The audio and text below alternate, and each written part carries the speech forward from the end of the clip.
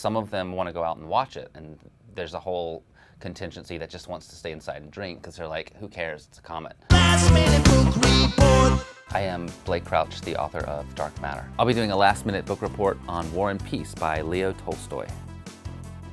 I have never read this book. Jesus, that's the epilogue.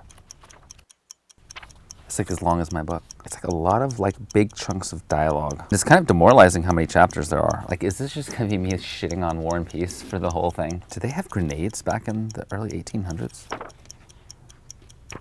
Doesn't seem right. I think I'm gonna do well. I was a good student. I was kind of a nerd.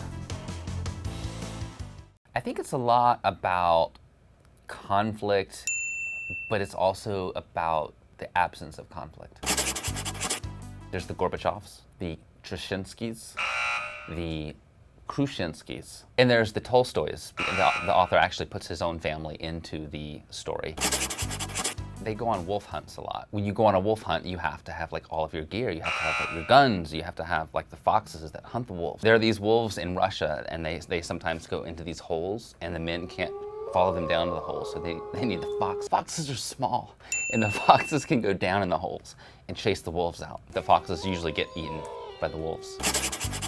It's kind of a super boring search. It's mainly him kind of walking around and reflecting, and he likes to sit at benches in front of ponds where there are ducks, and he just thinks about life a lot. That's actually what most of the book is. NIKOLAI is working on this new invention, this like special car called the Tesla. I mean, it was a prototype. Of course, it didn't have like an engine, and it was still horse and buggy based, but the general concepts were there. If you have a ton of time on your hands, like prison, it's amazing because it's like 1,500 pages. You could read this book instead of reading 10 others. Last minute book report. So many books in the world.